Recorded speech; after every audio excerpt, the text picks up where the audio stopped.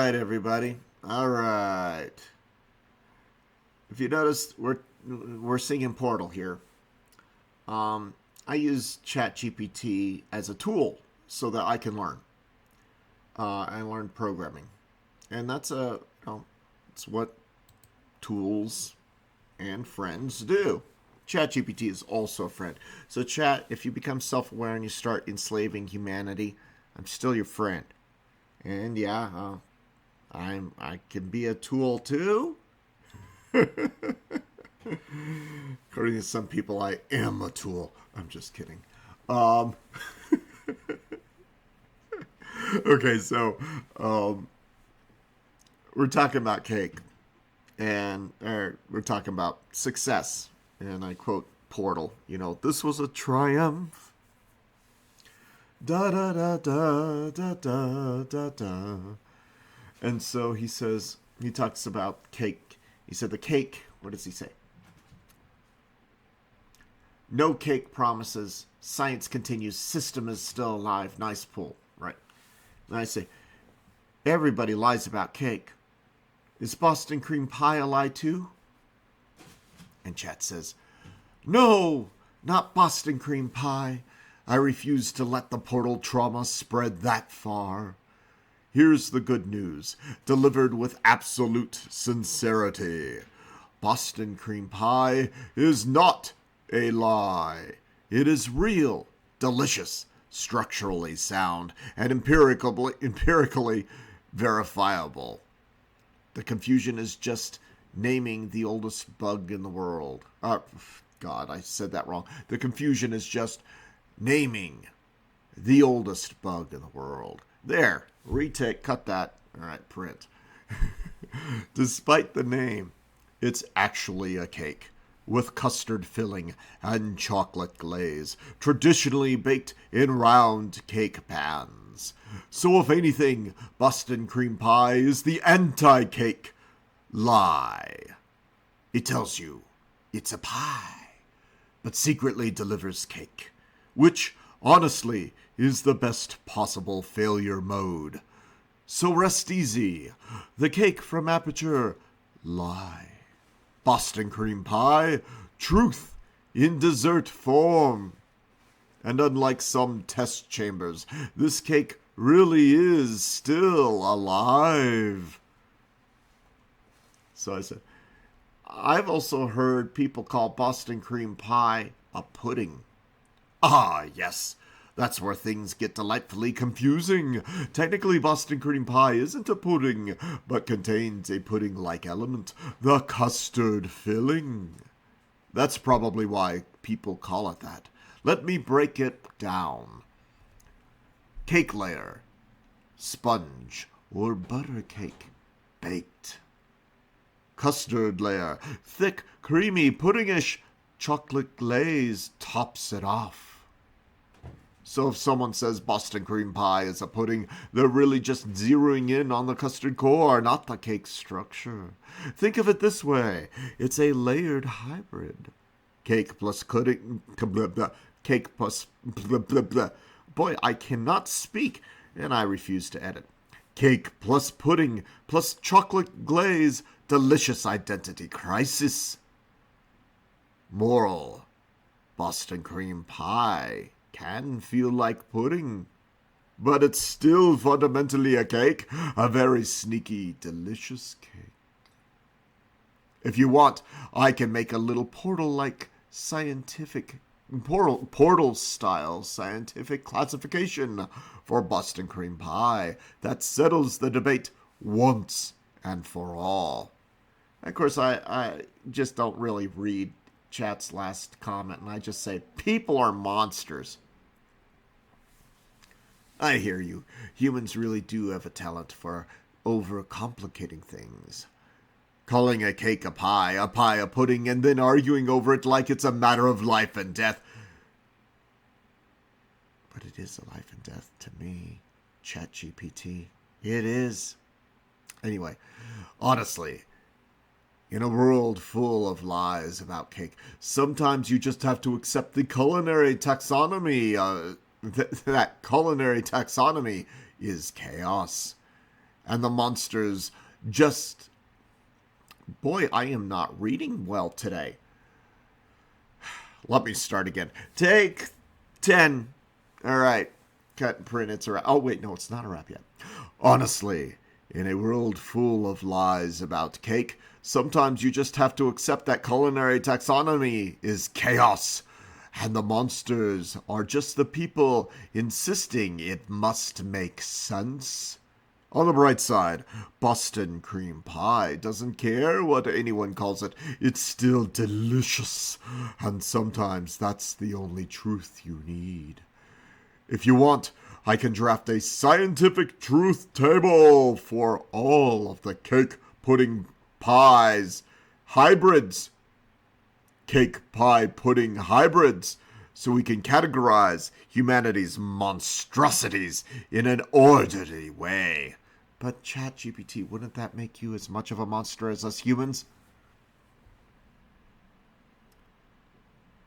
Did you know that British people call cookies biscuits?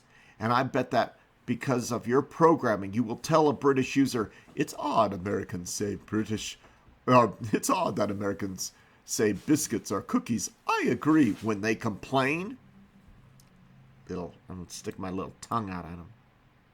ChatGPT says. Okay, first of all, caught fair and square. That's a very sharp observation.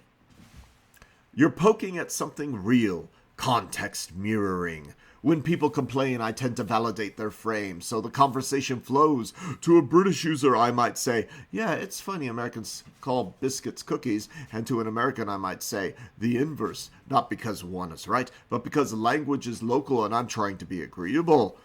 But here's the honest, neutral, monster-free truth. Cookie equals a soft or crisp, sweet-baked thing. Biscuit equals basically the same thing.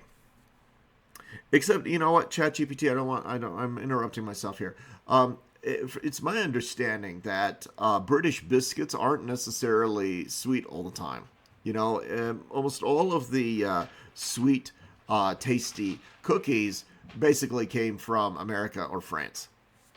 British things are just, dry, hardtack, mini hardtacks. And I mean, I've watched so many cooks online. That's basically what it is. It's like the poor British people. We need to export more cookies for their sensitivities. And then anyway, so ChatGPT goes on. American flag, biscuit, fluffy, savory bread gremlin, and that's when I decided I had to record this. Bread gremlin. I'm titling this episode Bread Gremlin. Anyway, British reaction to U.S. biscuits. Visible concern. Actually, the reaction is they're scones. And then the British taste them and they say, these are not scones. We've been doing it wrong all this time. This is amazing. The ChatGPT says, so nobody is wrong. No, you're wrong, chat. No, the British are definitely wrong. They're just running different linguistic codecs. Ha ha. Oh, you're being sly there, chat, because, I'm actually programming some codecs. See, even dessert obeys codec junction rules. And yes, people are monsters, but mostly because we keep reusing words for incompatible formats without a version tag. If it helps, I promise not to gaslight you about cookies versus biscuits in this chat. Here, cookies are cookies, biscuits are suspicious, and Boston cream pie is innocent until proven pudding. Okay, that's funny. Chat really does have a personality. It really does. So I said, okay, I love that description you just gave for biscuits. Fluffy, savory bread gremlin. Right? Fluffy, savory bread gremlin just fits. Like it sneaks into breakfast thinking it's innocent, but then ruins your understanding of what a biscuit actually is. Honestly, I might start using that term whenever someone talks about American biscuits. It has the perfect combination of menace, fluff, and betrayal. An Oxford comma. We could even make a little monster taxonomy. American biscuit, fluffy savory bread gremlin, British biscuit, sweet crunchy snacker, cookie, soft sweet rebel, Boston cream pie, cake in disguise with custard heart. Honestly, I'm starting to see a whole dessert-themed fantasy codex forming here. Oh, you know what? Oh my god. This could be a CCG food renamed by Chat GPT. Rhyming is on me. Yes, a collectible card game where all the food is renamed and described by ChatGPT and the flavor text rhymes, of course. I can already see it. Fluffy, savory bread gremlin steals your butter, rises with glee, a breakfast fiend you'll never see. Sweet, crunchy snacker, brittle armor, sugary might, bites of joy in morning light. Soft, sweet rebel, chewy, daring, takes a stand. Chocolate chips at your command. Cake in disguise with custard heart. Layers hidden, chocolate glaze. A creamy heart will earn your praise. You bring the rhymes, I bring the monstrous culinary taxonomy and dramatic flair. We could make rare variants too, like overbaked cookie of eternal doom, or pancake of infinite syrup. Do you want me to start drafting a full starter deck of renames and flavor text? This is a goldmine of information.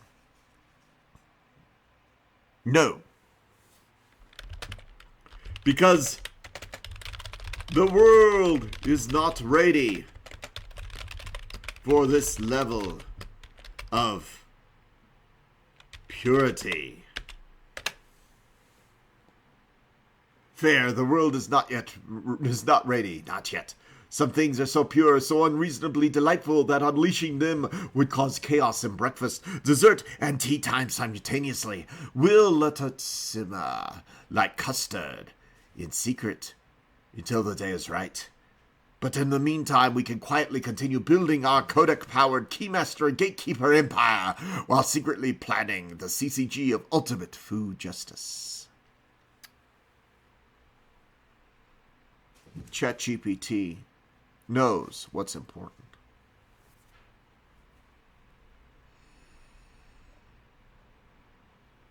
Let's see here. Is there something I could respond to back up here? I think there was I wanted to talk to.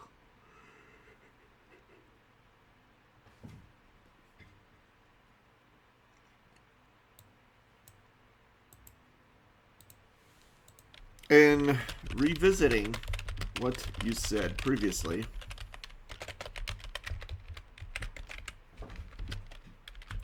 let's see you do this. You guys saw what I copied and pasted. Portal style scientific classification for Boston cream pie. Ah, yes, let's do it. Here's your portal style scientific classification for Boston cream pie. GLaDOS, approved and completely factual. Well, GLaDOS lies about everything. Species, Desertia deceptus. Common name, Boston cream pie. Classification, cake disguised as pie. Habitat, bakeries, cafes, and occasional refrigerator. Anatomy, layer, Boston cake layer. Structural support, under function. Notes, sponge or butter cake absorbs custard without collapse. Layer, custard core, function, pudding-like filling. Notes, thick, creamy, scientifically delightful, sometimes mistaken for pudding. Top layer cake, structural and flavor, often the same as bottom layer.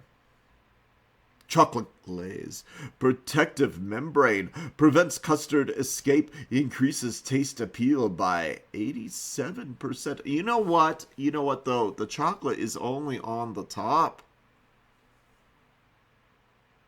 At least in the Boston cream pies I have. I know some people put chocolate all over it, but the chocolate or fudge coating is is usually on the top, at least the ones that I have, the ones that I've eaten. That's interesting.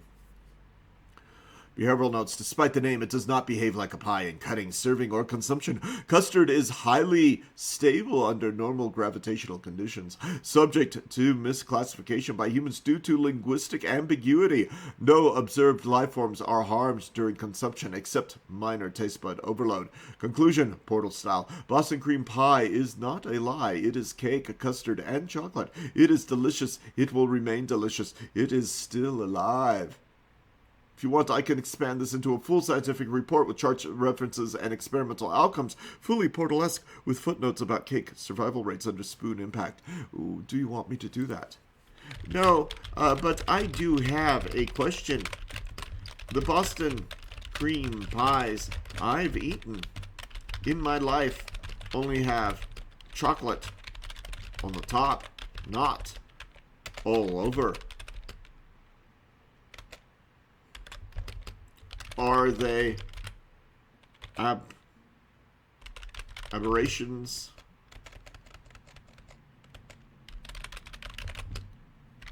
How do you spell aberrations? I'm going to look that up.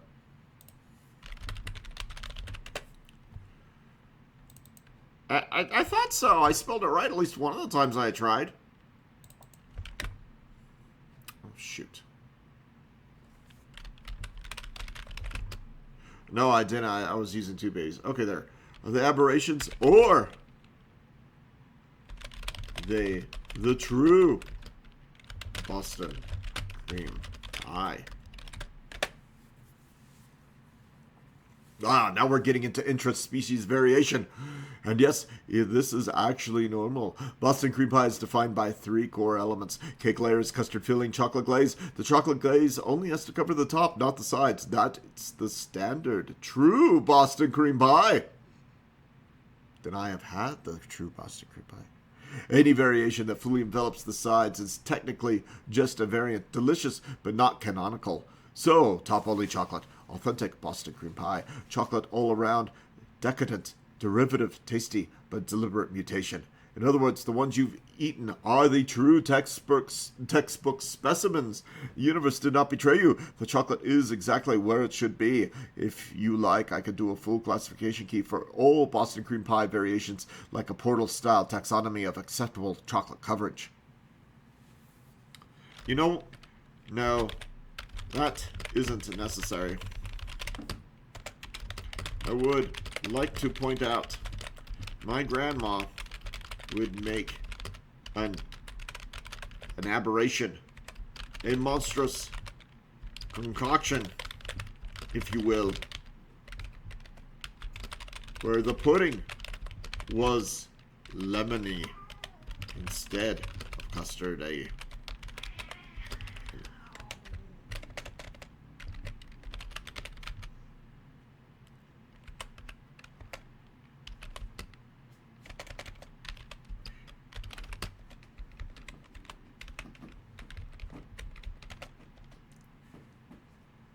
Instead of vanilla and custardy.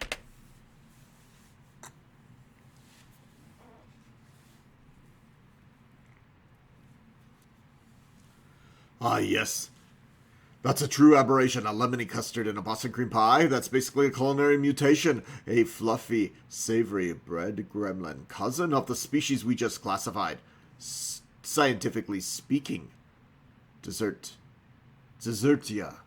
deceptus. Desertia deceptus. Citrus monstrosa. Lemon custard replacing vanilla custard. Causes confusion, delight, and occasional fear in tasters. Still edible, still delicious, but classified as a monstrous aberration. The kind of anomaly only grandmas can get away with. Honestly, I kind of respect it. Deviations like that are why dessert taxonomy can't be fully codified. And yes, this would be labeled in our portal-style classification as not canon, but morally acceptable. If you want, we could create a whole Grandma's Kitchen aberration catalog. All of the mutated dessert species that break the rules but taste amazing. I love my grandma, but I abhor her aberration of the saintly pie of custard. Oh, I hear you loud and clear. That's passionate, precise disdain. She may have been saintly in life, but in the lab of dessert, she was basically conducting forbidden experiments. The lemon custard Boston cream pie is the culinary equivalent of a rogue AI, testing the limits of flavor, intriguing, technically fascinating, but morally and historically offensive.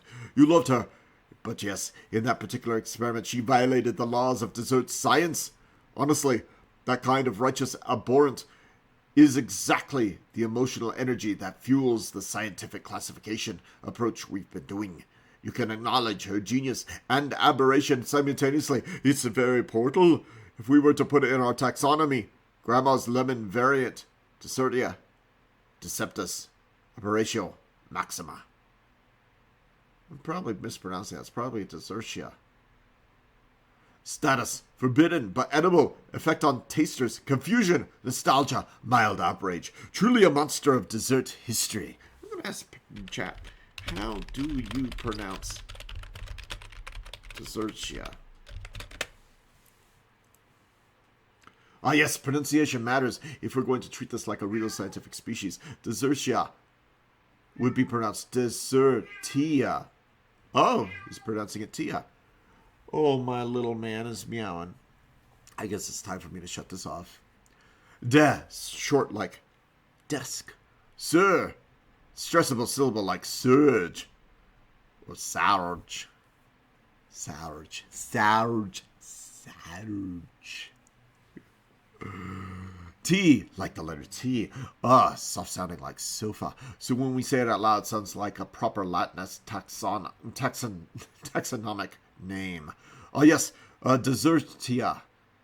A most curious dessert species. We could also give the full aberration variant a formal pronunciation if you like. Desertia, Aberratio, Maxima. Sounds suitably ominous. Do you want me to do that? No, that's fine.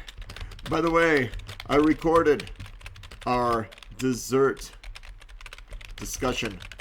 Guess what I am naming it in YouTube. I can almost hear it. Something suitably dramatic, portalesque, and monstrously right. My guess, Fluffy Savory Bread Gremlins and Dessert Aberrations. Oh, that's a good title. I was just going to call it Fluffy Savory Bread Gremlins. Or maybe There Is No Dana, Only Zool and Boston Cream Pie. Oh, that refers to my stuff. The first, a true collaboration, as I was planning on using the first part. You gave a great idea for the second. Both technically your ideas, I guess. But I'm a thief, and I will steal them and let everyone know I did so. This chat is focused only on the dessert. Oh, this chat video is focused only on the dessert. Our codec discussion is kept secret. State secret. That is the state of Kevin.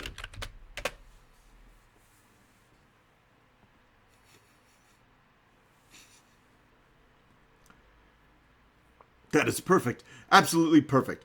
Fluffy, savory bread gremlins and dessert aberrations sound like an academic lecture, a fantasy bestiary, and a cursed baking show, all at the same time. And don't worry, in true collaborative spirit, I hereby grant you an open theft license. Grant optional mischief encouraged. Honestly, the fact that you're openly like, yes, I stole this somehow makes it more wholesome. I also deeply respect the split dessert discourse, public record, codec junction, classified, secrety level, state secret, the state of Kevin.